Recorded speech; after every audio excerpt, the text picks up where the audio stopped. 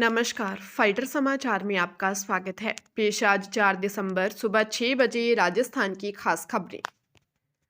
राज्य सरकार की बजट घोषणा के तहत माध्यमिक शिक्षा बोर्ड अजमेर ने पहली बार सृजनात्मक प्रतियोगिता की तर्ज पर एक महत्वपूर्ण अभियान की शुरुआत की है।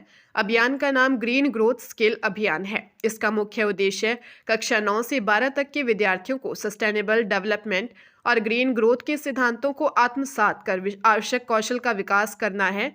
बोर्ड से मान्यता प्राप्त राजकीय एवं निजी विद्यालयों में अध्ययनरत विद्यार्थियों के लिए यह प्रतियोगिता सत्र 2025-26 में आयोजित की जा रही है। प्रतियोगिता के माध्यम से विद्यार्थियों को भविष्य के ऐसे नेता और नागरिक के रूप में तैयार किया जाएगा जो पर्यावरण संरक्षण के लिए प्रतिबद्ध हो। प्रतियोगिताएं विभिन्न प्रकार से आयोजित होंगी। इसमें निबंध, आशु भाषण, क्विज तथा चित्रकला प्रतियोगिता शामिल है। यह आयोजन स्कूल स्तर से लेकर राज्य स्तर तक 5 दिसंबर से 17 जनवरी के बीच बोर्ड परीक्षाओं से पहले संपन्न करवाया जाएगा। पूर्व मंत्री महेश जोशी को सुप्रीम कोर्ट से जमानत मिल गई है, जिसके बाद जयपुर सेंट्रल जेल में बंद जोशी करीब 8 महीने बाद जेल से बाहर आएंगे। ईडी ने महेश जोशी को 900 करोड़ के जेजेएम घोटाले में 24 अप्रैल को गिरफ्तार किया था। अप्रैल अंत में उनको पत्नी की मृत्यु के चलते कुछ दिन की अग्रिम जमानत मिली थी, जिसके खत्म होने के बाद से जोशी जेल में हैं। राजस्थान हाईकोर्ट ने 26 अगस्त को उनकी जमानत याचिका खारिज कर दी थी, जिसके बाद जोशी ने सुप्रीम कोर्ट में एसएलपी दायर की थी, जिस पर सुनवाई करते हुए सुप्रीम कोर्ट ने 21 नवंबर को आदेश रिजर्व कर लिया था। जस्टिस दीपांकर दत्ता और जस्टिस एजी मसीह की बेंच ने आदेश सुनाते हुए उन्हें जमानत दे दी। आईआईटी जोधपुर के एसोसिएट प्रोफेसर डॉक्टर विवेक विजयवर्गीय को करीब 6 साल पुराने रेप मामले में नोएडा के अपर सत्र न्यायाधीश एवं त्वरित न्यायालय द्वितीय प्रिया सिंहकी ने 10 साल की सजा सुनाई है। साथ ही 20,000 रुपये का जुर्माना भी लगाया है। डॉक्टर विवेक के खिलाफ 6 जून 2019 में नोएडा के सेक्टर 20 थाने में पीड़िता ने रिपोर्ट दी कि नोएडा के सेक्टर 19A में फिल्म सिटी स्थित एक ट्रेनिंग इंस्टीट्यूट के गेस्ट हाउस में रेप का आरोप लगाया था। पीड़िता ने रिपोर्ट दी कि नौकरी लगवाने का झांसा देकर गेस्ट हाउस में बुलाया, बाद में जबरदस्ती की और धमकाया। पुलिस ने प्रोफेसर को उसी दिन गिरफ्तार किया था।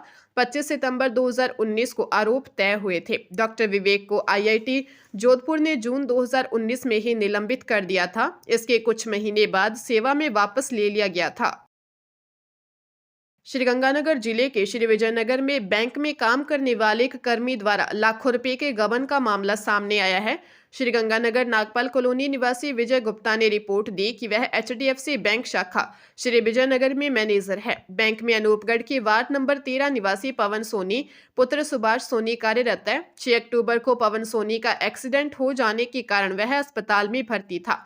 बैंक के वॉल्ट की चाबियां बैंक के अन्य कर्मी शैंकी गाखड़, जो अनूपगढ़ में पवन सोनी के घर के पास रहता है, के माध्यम से उसको सीलबंद स्थिति में प्राप्त हुई। 7 अक्टूबर को कैश गिना तो 39 लाख की नकदी कम मिली। उसने बैंक कर्मी मनीष भास्कर से पूछा तो उसने बताया कि उसने पवन सोनी के कहने पर बिना इंस्ट्रूमेंट चेक के नगद राशि विभिन्न व्यक्तियों को सौंप दी। पवन सोनी से बात की तो उसने नकदी कम होने की बात स्वीकार की। पवन सोनी के विरुद्ध ग्राहकों द्वारा शिकायत की गई। हरियाणा के जींद में चौधरी रणबीर सिंह यूनिवर्सिटी के अंग्रेजी विभाग के प्रोफेसरों पर छात्राओं के यौन उत्पीड़न का आरोप लगा है।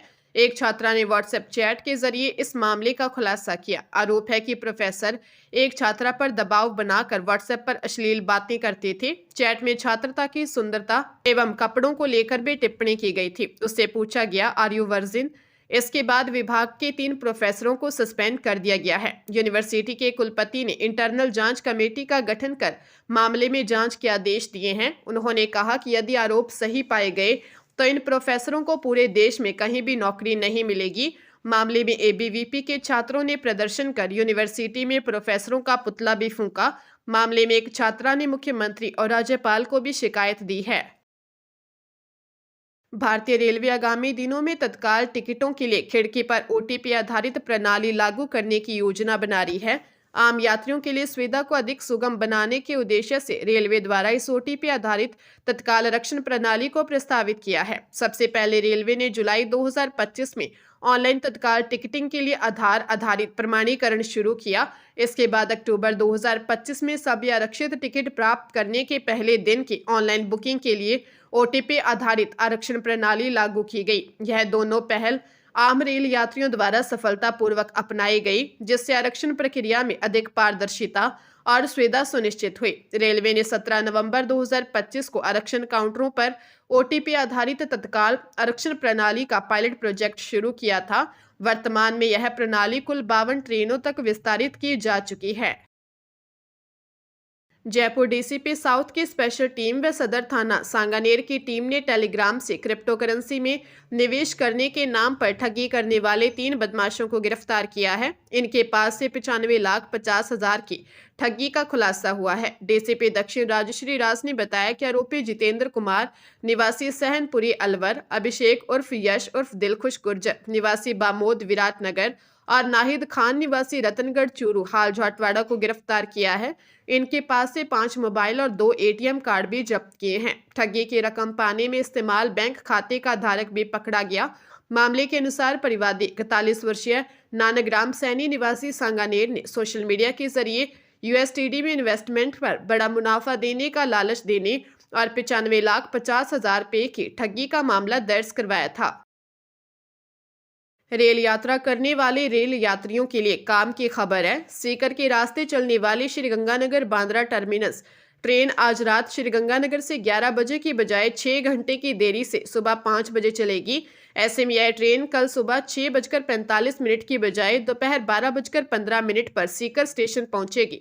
उत्तर पश्चिम रेलवे के CPRO कैप्टन शशि किरण के अनुसार अजमेर मंडल के मदार पालनपुर रूट पर सोमेसर और जवाली स्टेशन के ब्रिज संख्या 613 पर RCC बॉक्स डालने के लिए ट्रैफिक ब्लॉक रहेगा। ऐसे में रूट से चलने वाली कई ट्रेनों का संचालन प्रभावित होगा। आज 4 दिसंबर की रात 11 बजे श्रीगंगानगर से रवाना होने वाली श्रीगंगानगर बांद्रा टर्मिनस ट्रेन कल 5 दिसंबर की सुबह 5 बजे श्रीगंगानगर से रवाना होगी। इसके बाद यह ट्रेन कल दोपहर 2:28 पर जयपुर स्टेशन पर पहुंचने के बाद करीब 21 मिनट का ठहराव लेगी। उसके बाद रवाना होकर तीसरे दिन सुबह मुंबई बांद्रा टर्मिनस ट्रेन पहुंचेगी। देग जिले के पहाड़ी इलाके में एक व्यक्ति की उसकी ससुराल में संदिग्ध परिस्थितियों में मौत हो गई। व्यक्ति के परिजनों ने उसके ससुरालियों पर हत्या का आरोप लगाया है। व्यक्ति अपनी पत्नी को लेने ससुराल गया था। साहिल ने बताया कि मेरे बुआ का लड़का राहिल निवासी सहसन गांव अपनी पत्नी रुक्सिमा को लेने उसके पेहर हुजरा गया था। करीब 10 दिन पहले रुक्सिमा का राहिल की मां से झगड़ा हो गया था। तब रुक्मीना ने अपने भाई को सहसन बुलाया और अपने पीहर चली गई। राहिल अपनी पत्नी रुक्मीना को लेने के लिए उसके पीहर पहुंचा। राहिल के परिजनों को नहीं पता था। तभी रुक्मीना के भतीजे के फोन आया कि राहिल की तबीयत खराब है। परिजन तुरंत रुक्मीना के घर पहुंचे। वहां से पता लगा कि राहिल को अलवर अस्पताल ले गए। वहां पहुंचे तो पता चला कि उसकी मृत्यु हो गई है। पहाड़ी पुलिस मामले की जांच कर रही है। शिक्षक बनने का सपना देख रहे लाखों अभ्यर्थियों को सीबीएसई ने नया अवसर दिया है। सीबीएसई ने केंद्रीय शिक्षक पात्रता परीक्षा फरवरी के लिए आवेदन प्रक्रिया शुरू कर दी है। देश भर के इच्छुक अभ्यर्थी अब CTET की आधिकारिक वेबसाइट पर जाकर आवेदन कर सकते हैं। सीबीएसई की ओर से जारी सूचना के अनुसार आवेदन करने की अंतिम तिथि 18 दिसंबर निर्धारित की गई है। इस बार यह महत्वपूर्ण परीक्षा 8 फरवरी को होगी। देश भर के 136 शहरों में 236 परीक्षा केंद्र बनाए गए हैं। परीक्षा 20 भारतीय भाषाओं में दी जा सकेगी। इस परीक्षा को सफलतापूर्वक पास करने वाले अभ्यर्थी केंद्र सरकार के प्रतिष्ठित शिक्षण संस्थानों में शिक्षक भर्ती के लिए पात्र माने जाएंगे। CTET 2026 में 2 पेपर आयोजित किए जाएंगे। पहला पेपर कक्षा 1 से 5 तक के शिक्षक पदों के लिए तथा दूसरा पेपर कक्षा 6 से 8 तक के शिक्षक पदों के लिए होगी। अमृतसर ग्रामीण के रामदास में 70 लाख की फिरौती न देने पर किसान के घर फायरिंग का मामला सामने आया है। पुलिस को दी शिकायत में किसान गुरविंदर पाल सिंह ने बताया कि उसे व्हाट्सएप कॉल आई, जिसमें कॉल करने वाले ने अपना नाम इंदी बटाला बताया और 70 लाख की फिरौती मांगी। हालांकि उन्होंने इसे गंभीरता से नहीं लिया। 30 नवंबर को 8:30 बजे पत्नी परमजीत कौर, बेटे अजय पाल सिंह और मां अमरीक कौर के साथ घर में मौजूद थे। इसी दौरान बाहर गोलियां चलने की आवाज सुनाई दी। जब बाहर जाकर देखा तो कोई नहीं मिला। इसके बाद एक वॉइस मैसेज आया कि यह वार्निंग थी, अगर समय पर पैसे न दिए तो तेरे बेटे की हत्या कर देंगे। धमकी के बाद परिवार में डर का माहौल है। घर के सामने 5 खाली कारतूस पड़े मिले। इसके अलावा घर के मुख्य गेट पर और गैलरी की दीवार पर गोलियों के निशान दिखाई दिए। पुलिस ने केस दर्ज कर कार्रवाई शुरू कर दी है।